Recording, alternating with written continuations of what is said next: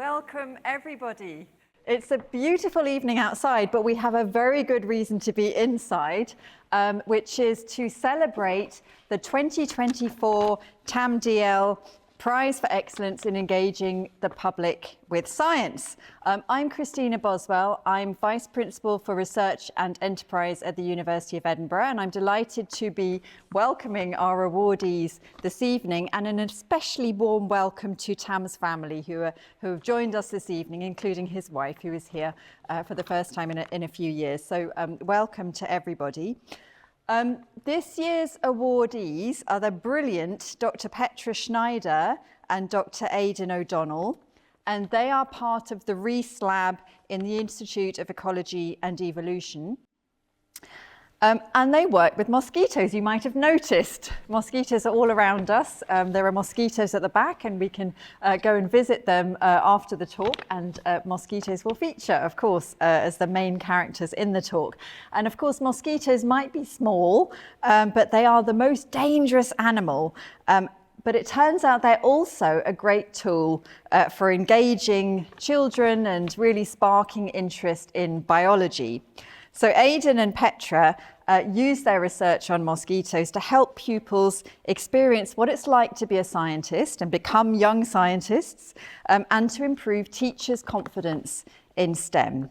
The Rees Lab on tour focuses on rural schools, so it's quite distinctive in that aspect. So really rural and often very remote schools, which have less access to universities or to scientists, and they provide hands-on activities supported by professional learning for teachers and resource boxes. And again, you will see examples of those at the back of the hall.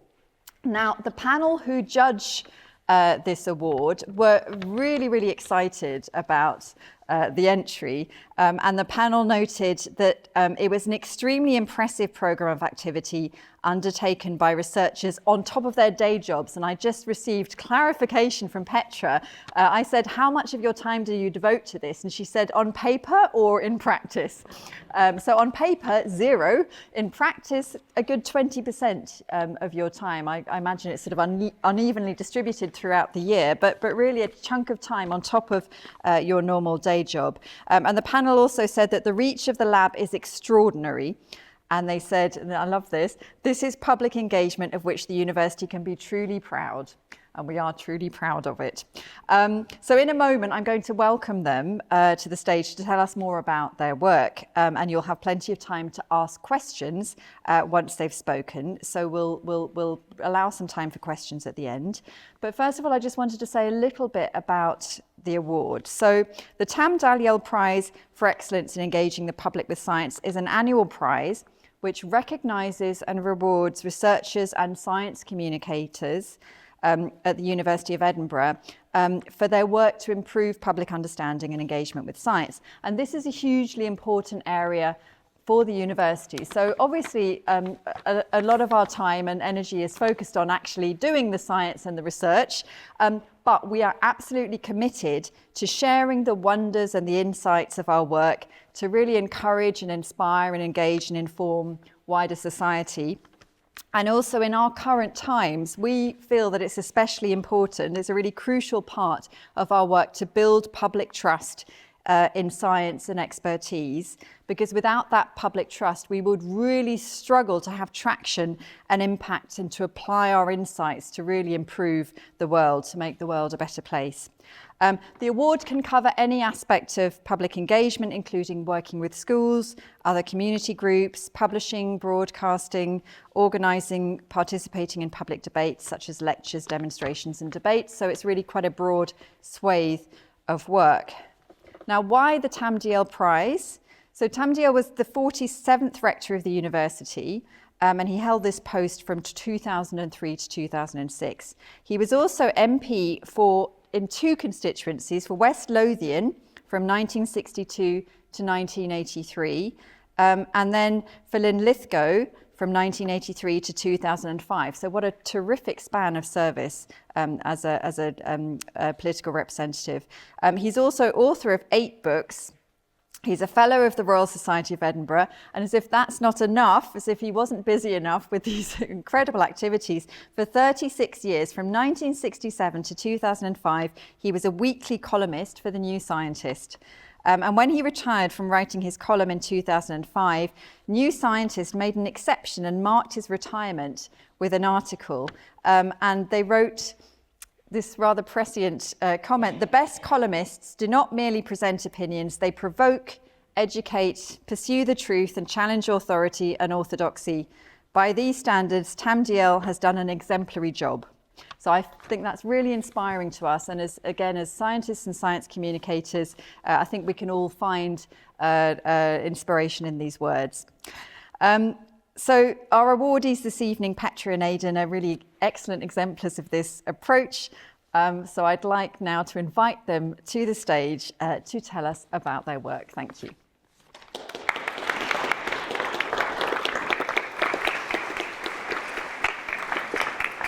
Thank you very much for the introduction, Christina.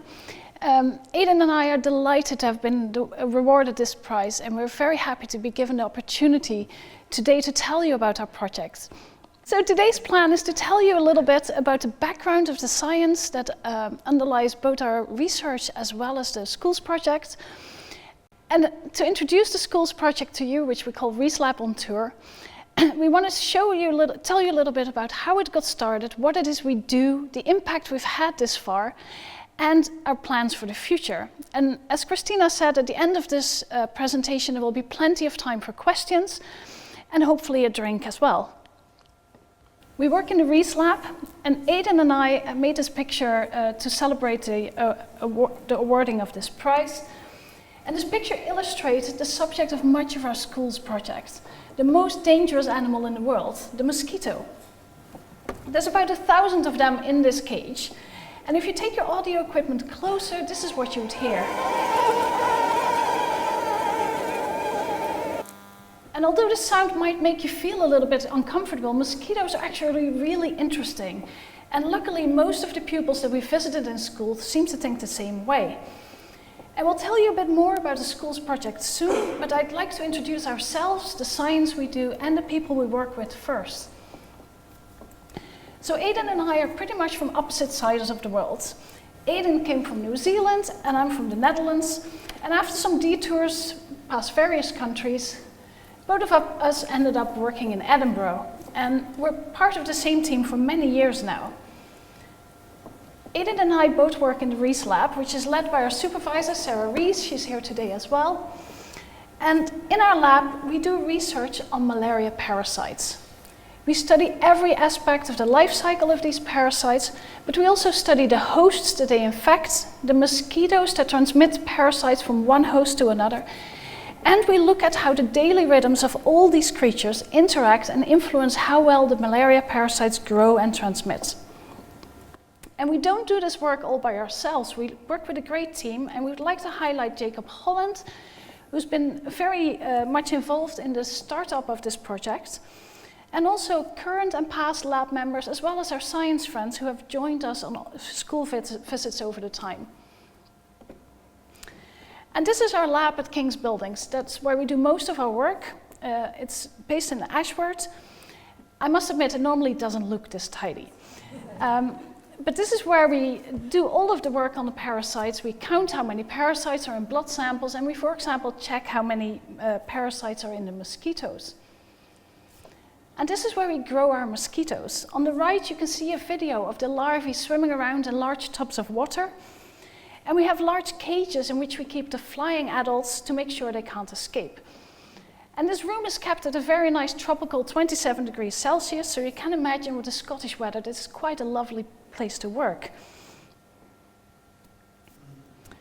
And the malaria parasites that we work on are very small, single-celled parasites that grow and multiply inside the red blood cells of vertebrate hosts. And they are passed on or transmitted between different hosts from one host to another by a blood-feeding mosquito. Malaria parasites are absolutely tiny. Just imagine in one single drop of your blood, we have millions of red blood cells, and the parasites live inside those red blood cells. And in this picture, you can see the red blood cells of a mouse. It's magnified 1,000 times. These gray circles are all red blood cells. And within those red blood cells, in pink and purple, you can see the malaria parasites. And when the parasites are passed on from one host to another by that blood-feeding mosquito, it's not just like a syringe moving the blood from one place to another. The parasites actually infect the mosquitoes too. The mosquitoes get malaria. The parasites have to develop within the mosquito before they can be passed on to the next host. And if we want to see if a mosquito is infected, we take a couple of needles and take the gut out of this tiny insect. You can imagine that takes a little bit of practice. And you can see on this picture, all of these orange dots are cysts that are filled with developing parasites. And this mosquito had quite a high infection. It's pretty unusual. Normally we see just a few of those dots.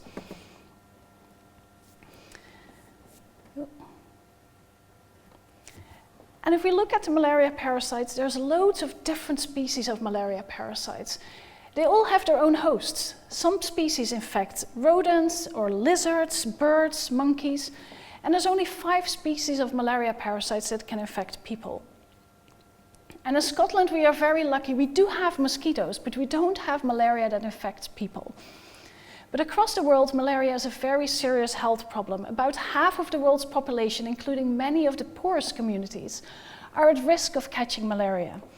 250 million people get infected each year, and this disease is devastating. About 500,000 people die from malaria every year. And the good news here is that that number is much lower than a few decades ago. This is because we use drugs to kill the parasites. We attack mosquitoes with insecticides, and people sleep under bed nets, which prevents the mosquitoes from taking a blood meal when they're sleeping. The bad news is progress has stalled. In many areas, malaria is slowly on the increase again, and this is because parasites and mosquitoes have evolved to counteract the control measures that we have. The parasites have become resistant to many of the drugs we use. The mosquitoes are less sensitive to the insecticides, and they have developed behavioral resistance. For example, some mosquitoes have changed their daily rhythms, and they've started being more active during the daytime, which means they can get a blood meal when people are not yet protected by the bed nets. They're simply not yet asleep. So new tactics to fight these parasites are urgently needed. And in our lab, we take a different approach to most labs that work on malaria parasites, because we ask questions about the evolution and the ecology of the parasites. And ecology means their interaction with the environment. We use theories that are developed to understand the evolution of much larger animals and plants, which date back to Darwin's time, to find out why parasites do things the way they do. And our research has revealed that the parasites have rather sophisticated strategies that help them survive and reproduce, quite similar to much larger animals. And our lab, for example, discovered that parasites can count themselves. They use the information on how well they're doing within an infection to determine how much effort they put into reproduction. And for these parasites, reproduction leads directly to new infections in new hosts. Parasites can also recognize their relatives and work together with them, similar to cooperation in a bee colony.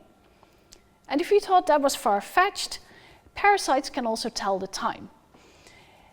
If they can predict at what time their host is going to have a meal, they can be ready to eat at that time as well. And of course, these parasites don't have brains or nervous systems, but they can achieve all of these things simply by following very simple rules of life. And by discovering how the parasites have evolved to cope with the challenges of their parasitic lifestyle and to exploit the opportunities it brings, we hope to find better ways to kill the parasites or to prevent them from spreading.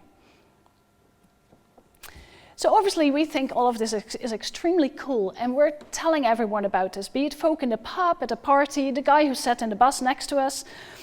We want everyone to know that science, and by extension scientists, are cool. And this is how Rees Lab on Tour came into existence.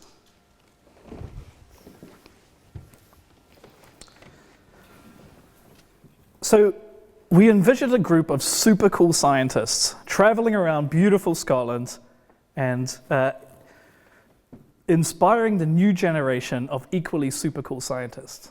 You can imagine this, right? In reality, we didn't realize how much logistics was going to play a role. How do we take enough science equipment for a full week of school visits of up to 250 pupils while also having room for all our personal stuff? We don't need a lot, but after teaching kids all day and lugging around science equipment, you're going to need a change of clothes. Not to mention, how do you keep tropical mosquitoes alive in chilly Scottish weather? The radiator helps a little bit. But we learned to pack less and to keep our mosquitoes alive. And we developed a program that we're really proud of. Getting letters like this from kids really made us feel like cool scientists. We translated the core concepts of our research into a primary school education program called The Weird and Wonderful World of Mosquitoes. The program covers the mosquitoes' life cycles, the adaptations it has to survive and mate, and the impact on humans via disease transmission. Now, one of the reasons to start this program was to share our enthusiasm about the research that we do. We wanted to inspire children to study science topics. We also wanted to improve our science by making our science communication a lot better, which is funny because I messed up that sentence. We want to make science more accessible. So we actually focused on rural schools that don't have access to scientists, like the parts of New Zealand I grew up in. Our aims were to foster curiosity in science topics and awareness of the research that's happening around the world. We wanted to empower pupils to be able to investigate their own science topics. And we wanted to show kids that STEM careers are important, but they can also be really fun. We wanted pupils to engage with and research new science topics, but we also wanted to make long-term connections with the teachers so that they can run these activities year in and year out. We wanted the teachers to be able to ask us questions whenever they need to throughout the year. And we know how under-resourced teachers are, so we wanted to make sure that they had everything that they could need. We also wanted to improve our own science by taking advantage of the kids' enthusiasm for learning and their lateral thinking for certain topics. And the fact that the teachers are super experienced and they can help us think of our science in a different way. So we had to, part of designing the program, we had to ask ourselves some core questions. How do we even get into schools? We're going to need funding to pay for some of the boxes and the equipment. We're also going to need some contacts in the education sector. And what do the schools actually want? We know from previous school visits that they really appreciate these scientists coming to their classrooms. So we're definitely going to keep that in. Also, we learned from our public engagement experts that STEM subjects are a little bit tricky for teachers to teach. They lack confidence in this. So we thought teachers' training was a good way to improve this confidence. And as I said, we want to provide all the resources that they could possibly need, including even right down to printed materials. We are super, super lucky to be funded by a Scottish Public Engagement Network through the Wellcome Trust. And then we got further funding through the Royal Society, which has now just come to an end. One of our most integral contacts was Gail and their team at RAISE. RAISE has the goal to raise aspirations in science education. And this is exactly in line with our vision for this program. They've supported us throughout our whole education program. They've given us feedback on all our written materials, and they've given us hands-on support through RAISE officers. They also connected us with the Dumfries and Galloway Council. So we started off making a whole lot of teaching materials. We designed activities that we could run in class.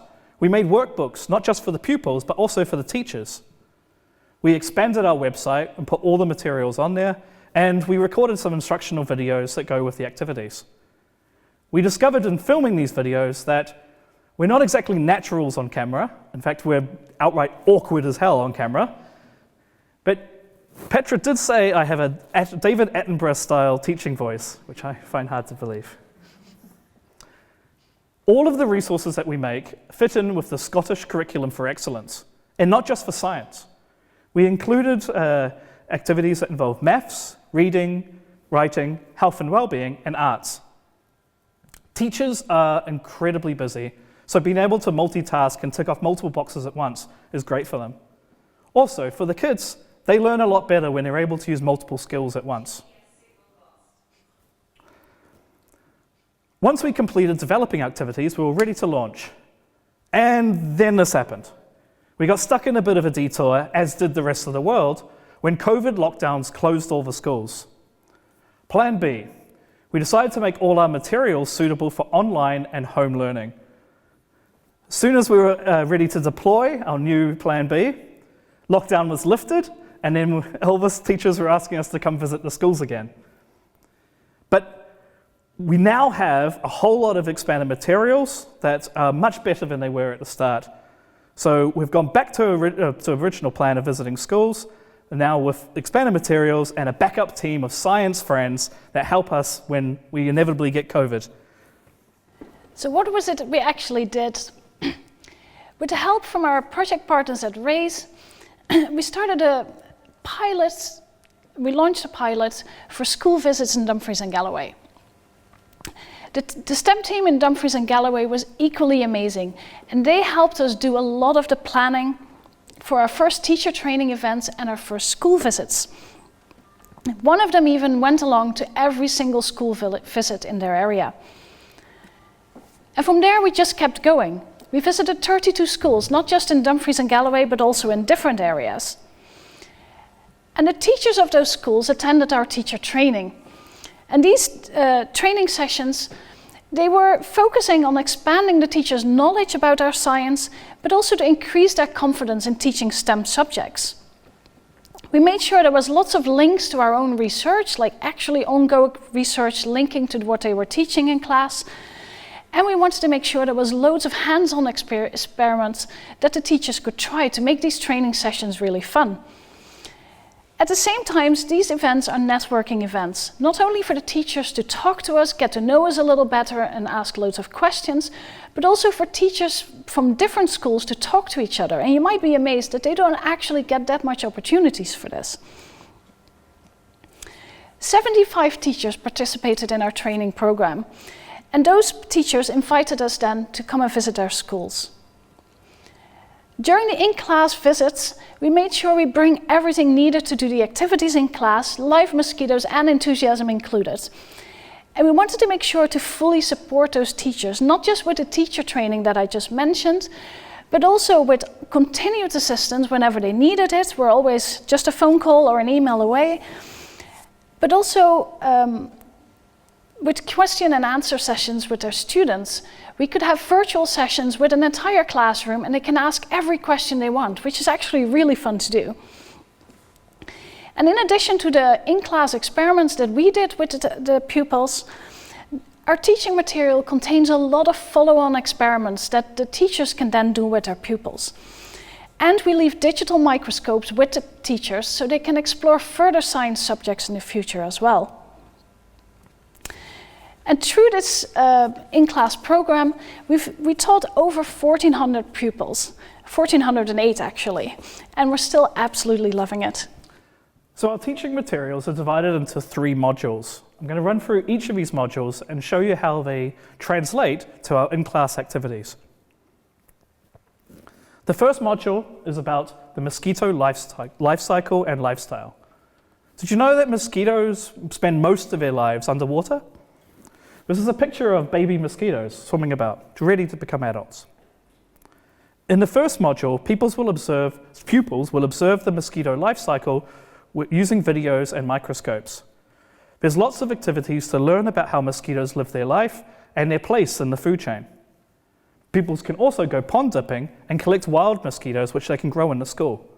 Although we're still in Scotland, so this activity is strictly seasonal.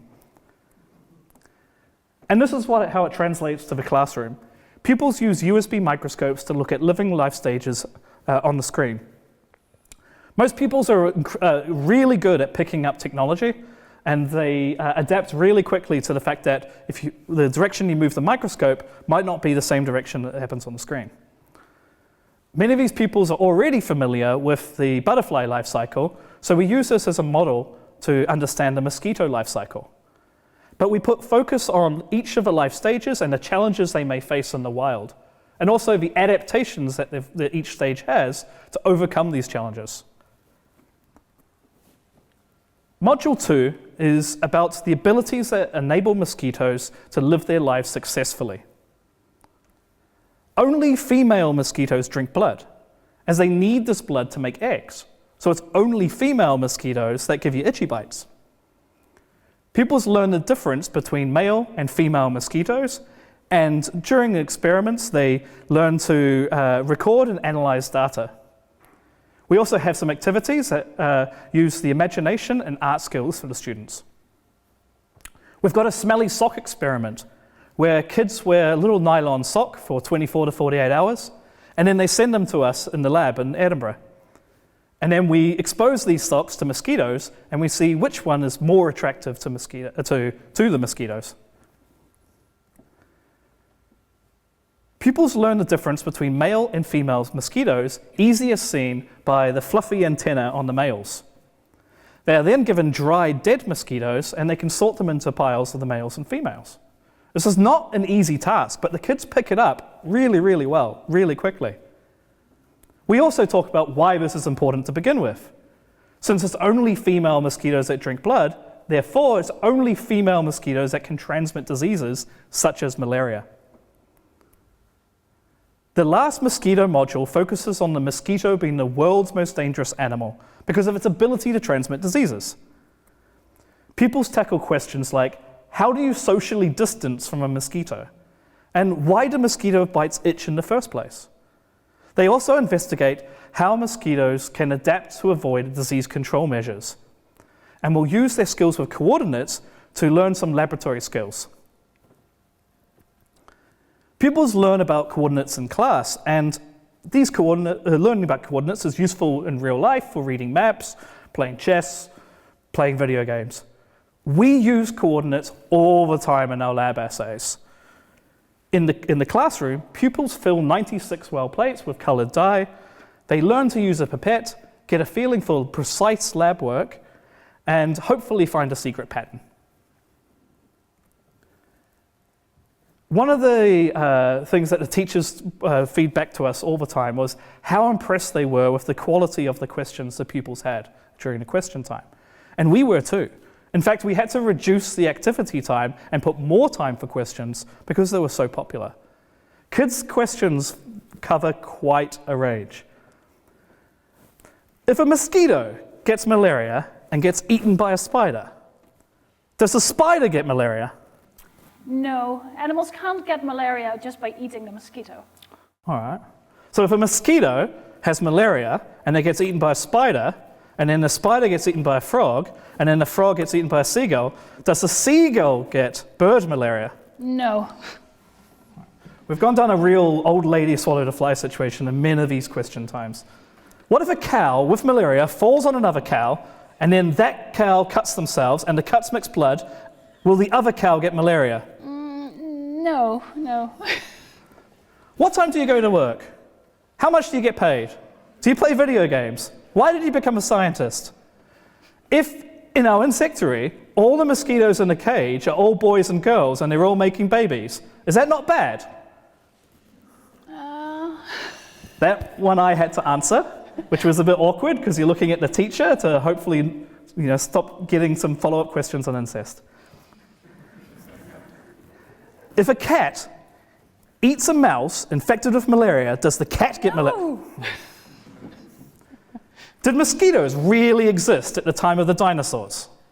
Aha, yes, and we did have proof of that as well. We thought this was corny, but we're going to leave it in anyway.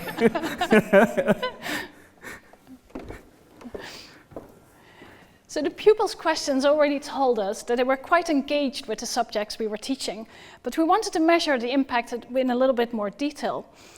And for this we had great help from Lindsay, who is an expert in the evaluation of outreach projects, and she helped us to design forms to measure our evaluation. And we use these QR codes for people's access to forms. Of course, not very surprisingly, we quickly found out that people do not enjoy form filling. To get around this, make sure people fill out your evaluation forms on the spot before they leave, or make sure you bribe them with free stuff.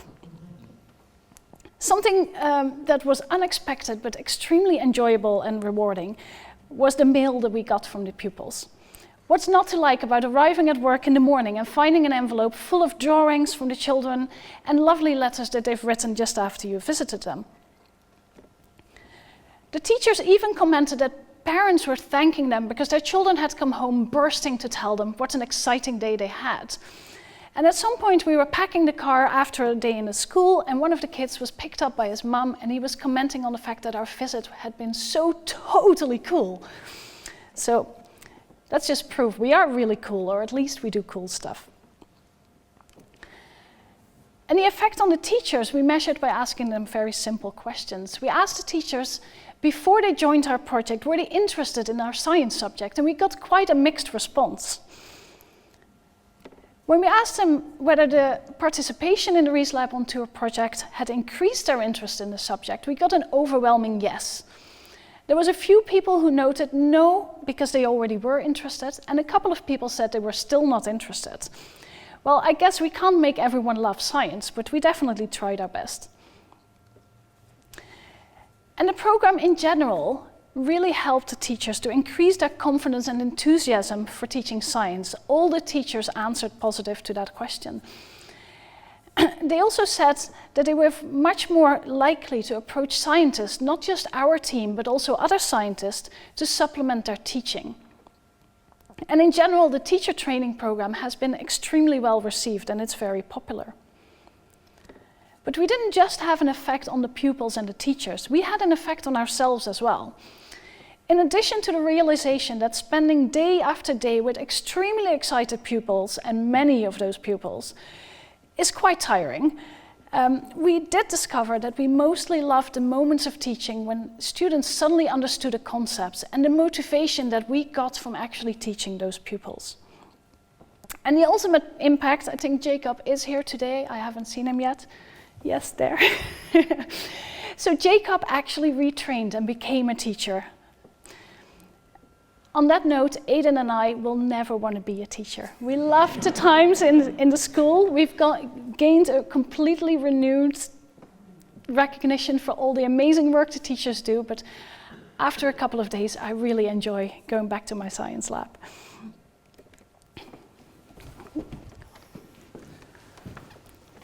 So after our visit across Scotland, visiting schools, we were super lucky to take our Rees Lab on tour. With amazing, we first went to Wales, Port Albert in Wales, where we visited a former primary school of one of our fellow malaria researchers, Richard Cullerton, who now runs a lab in Japan.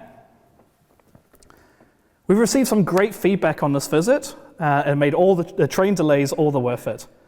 They particularly appreciated ex-pupil Richard coming all the way from Japan to go to his old school.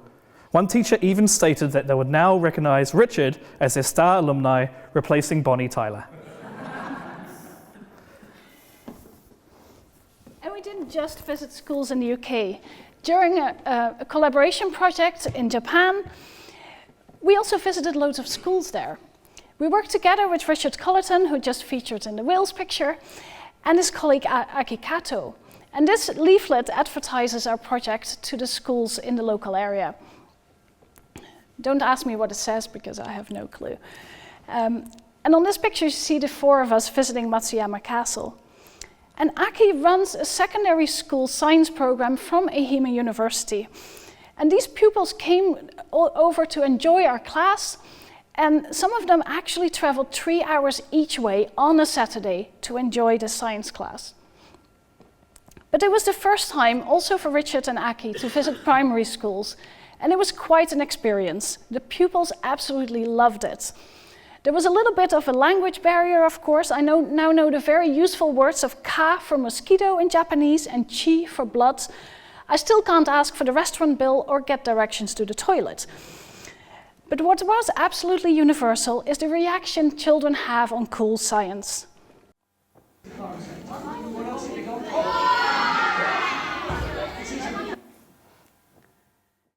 What was not as universal was the use of evaluation in Japan, or the outcome of the evaluation.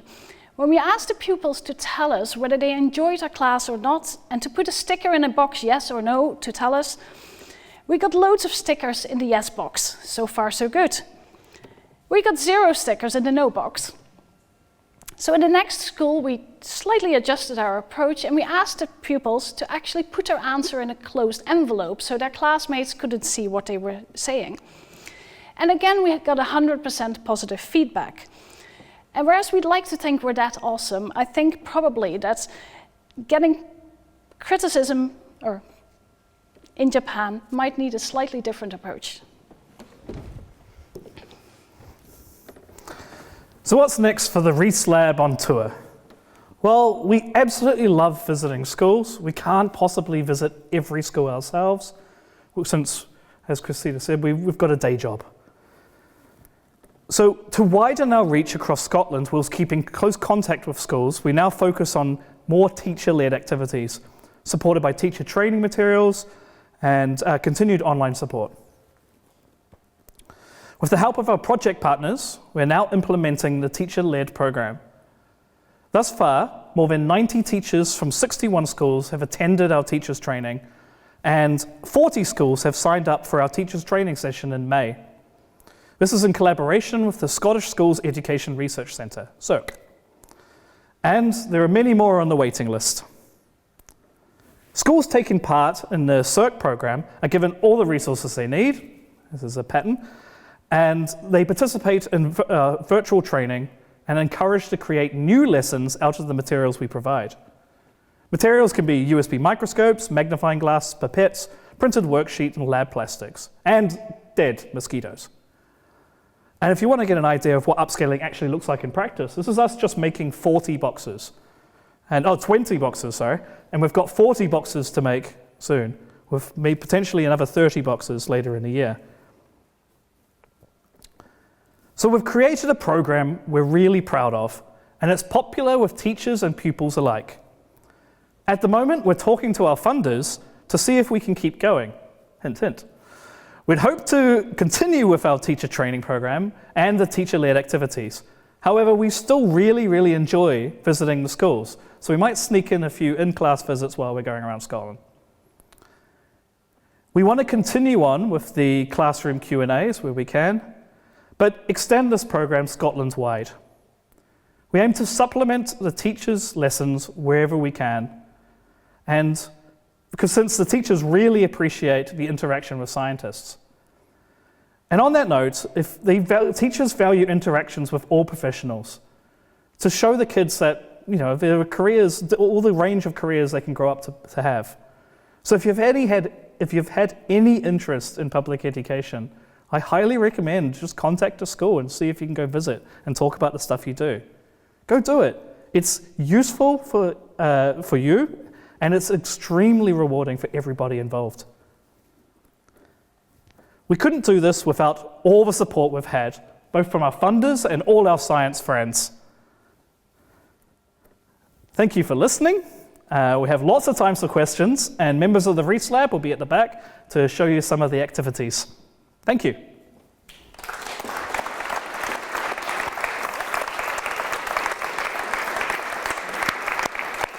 Petra and Aidan, that has been an absolutely fascinating insight into your work, and I think 3 things really struck me. So the first one really was your dedication, the enthusiasm, the perseverance, the different phases in the rollout of this massive project is truly impressive.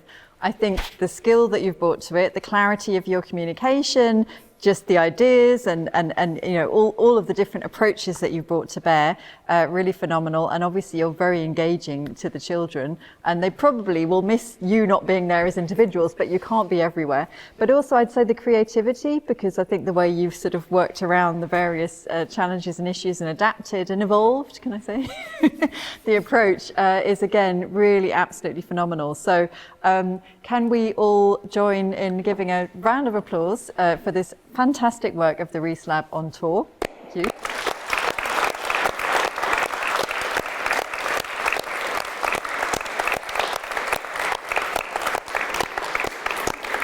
And Now, if you'd like to come over to this side, and we will award you with these beautiful plates.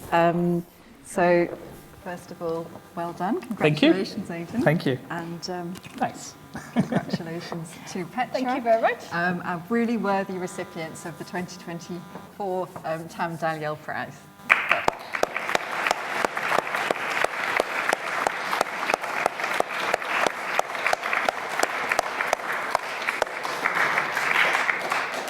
So if you'd like to join us for a drink now at the back, and also to meet some of the famous mosquitoes, the creatures that we've seen in the presentation. None of them have malaria, so don't worry.